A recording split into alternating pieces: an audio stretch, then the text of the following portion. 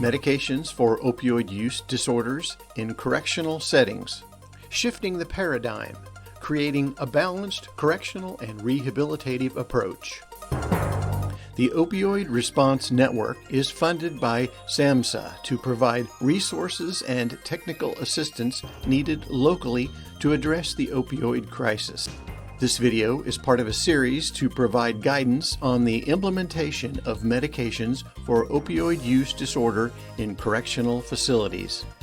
Leading corrections and behavioral health experts present information on topics such as the use of medication, models of delivery, diversion, and linkages to care and community support. An interview with Rachel Bray, Rhode Island Department of Corrections. How have your views towards MOUD changed through the years? What caused the changes? When I started in 2004, the only medication that was afforded to opiate disorder was the methadone, and that was for the only pregnant women. There had been discussion throughout the years of introducing other forms of medication, and we were trained. You know, your job and your role as a correctional officer is to keep the drugs out of the buildings to ensure safety for everybody. Over the course of a few years, when I got promoted, I had to have a different thought process. And that thought process had to come with I needed to gain some education because I didn't know. I didn't understand, and I wasn't pretending as though I understood because I never walked the walk and understood what the disorder was. When Kodak, which is our community provider, we had the clinicians in our building, I was able to ask the questions. I was able to gain knowledge through observations and through interactions with the inmates that were on the program and have sidebar conversations with the clinicians. In addition to that, now you have the numbers that speak, whereas before you're telling us to do something and there was no proof that this was actually working. So when the numbers were able to, the statistics and the research was showing that they were living with this medication, and this medication was preventing morbidity, then I started to say, okay, well, maybe this could work, maybe.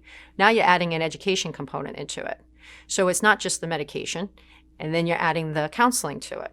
So with the education, the counseling, and the medication, all three components together, it was appearing on the surface as though it was successful.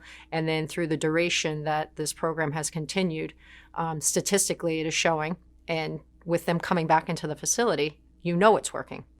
What would you say to someone that says MOUD is not a tough enough approach? I would have to strongly disagree. As a correctional officer, from when I started in 2004 to even where I'm at right now, our rules have changed significantly.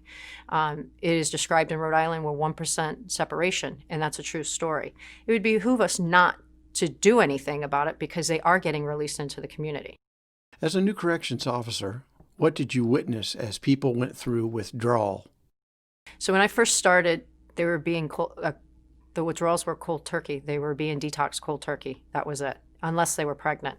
If they were pregnant, it was during the duration of their pregnancy, and then once the baby was born, they were cut off cold turkey. That had a negative impact because the behaviors and the thought process never changed because they kept wanting and wanting and wanting, and once they got the drug to satisfy or to fix the sweats, the muscle aches, the fevers, and things of that nature, they were okay. Even the comfort medication really didn't touch it. What was it like when medication was abruptly stopped? As a correctional officer, seeing somebody going through withdrawals it didn't appear to be normal. It was a sad state of affairs because they're suffering and there wasn't anything that you could do about it. And it was not a good practice because all they did was throw up, defecate. They were problematic. There was fighting. Our discipline was off the charts. And they weren't being productive. And the whole key of corrections was the rehabilitation. We had an obligation to rehabilitate them to get them back into society. And once this medication or this program was offered and the medication was working, the inmates were becoming more manageable in the facility.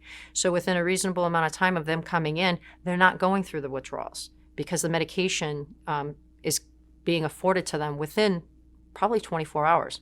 And that's stretching it. And once they're getting the medication, now you're seeing a difference. They're going to court. They're not refusing court anymore. They're being an active participant in the programs that they're supposed to, whether it's court-ordered or it's something that they're doing on their own accord. And just the overall climate of the building changes. What challenges do you see in the treatment of opioid use disorders? As the challenges treating or being an active participant in their recovery with them, and being that role model, if you want to call it, because you can still do both without crossing that line. The challenges are, what do other people think? You know, you listen to the criticism. You listen to the people on the other side, whether it's correctional officers or people in the public. It's not a popular program. And because they don't understand it and they're not educated on how it works, and they're looking at it, oh, well, all you're doing is keeping them high. Well, the medication, we all know that the opiates alter the chemistry of your brain. So you're never going to get back to what your normal brain function was. And the only way you're going to get back to that normal brain function was with the synthetic opiates, and that's helping. And then you add the other components to it. And, you know, there's times where you're going to run into, I relapsed. And then they come back, and I'm the first one they see. Hey, what happened? Not, are you serious? What happened? I relapsed. Why did you relapse? Well, some sort of a traumatic event, or they were homeless, things of that nature. So there's external variables that create these problems, and we need to address them. How do you feel when you see someone return to prison? As a correctional officer, corrections, there's no praise and encouragement. The only success is that they are out of prison, not committing any crimes, and that they're drug-free or substance-free. I have my thoughts when they think they really have it, but everything was done for them. Everything was given to them and put together for them. The true test is when they're out in the community for the responsibility. Getting to the clinic, that could be problematic. They may not be able to afford a bus pass. They may not have a car. They may not have anybody to get them to the clinic. Or they just decided, I'm all set with this. And when they come back, it's not a disappointment. It's, I'm glad you're alive, and let's start over. What is the general opinion of correctional officers about MOUD? I believe corrections and correctional staff, whether you're line security, medical, because medical is also a hurdle that has stigmas associated with it. I believe that slowly but surely people are coming around. When you don't start talking about it, oh, the junkie med line or the druggie med line, when you start changing the verbiage that you use and how you address the inmates, how you address the program, I think changes the thought process. But also, too, I'm passionate about it, you know, and I think by leading by example, I'm showing my colleagues that, you know, we're here and we're here to do a job.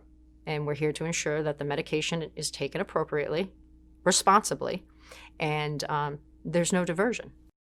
How has the use of MOUD in criminal justice settings changed in the past decade? So if you ask me this question about being convinced whether or not 10 years ago this medication would have had the impact that it has on now, I would have said no. I wouldn't have thought in a million years that this would be the case where we are right now.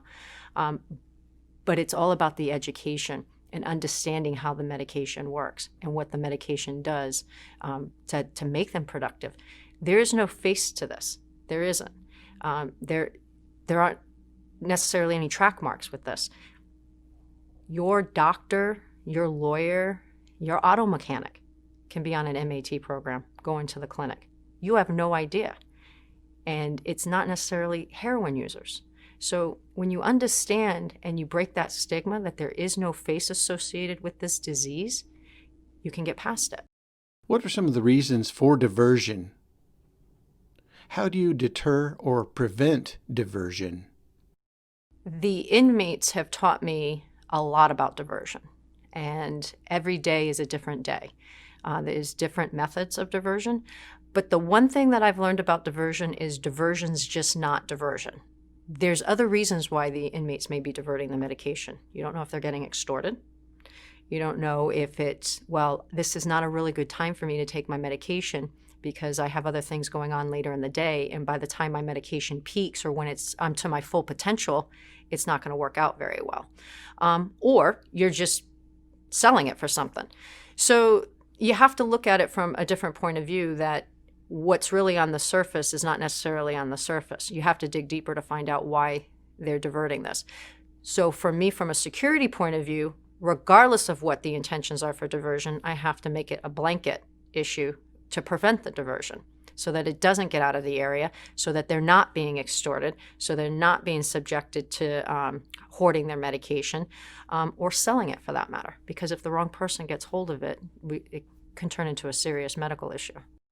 How long have you overseen the Women's Division of the Rhode Island Department of Corrections? I've been with the women since 2004.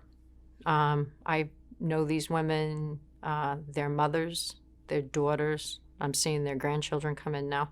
And I was recently promoted in 2017 to lieutenant, and I'm still at the women's facility. What patterns have you seen in opioid use throughout your career? I'm seeing in the course of my career, yes, there has been an increase in heroin use and prescribed medications. But prior to that, it was crack, it was cocaine, it was PCP, it was other forms of drugs. And you're like, all right, well, now we're seeing an increase of it because it's legal. The prescription medication is legal. And it's cheaper to get the heroin now than it was before. Heroin used to be a relatively expensive drug, and it wasn't the normal drug of choice. And people who have been in car accidents that have become addicted to this, they're potentially could be selling their medication for survival, because they're homeless. They've lost everything because of the addiction. So there's other avenues that you have to look at, and just seeing why is there an increase? And the increase is it's affordable and it's accessible. Do you ever experience compassion fatigue? With working in the women's facility and seeing the same women coming back, you could probably think that somebody would feel that way, but it's the same thing every day. I don't feel the fatigue because they have a new story every time they come in. It's the same person coming in, but they're not coming in with the same story or the same trials and tribulations that they came in with what they had left. They may have been out 5 years. And during the course of the 5 years, you may have seen them in the community numerous times.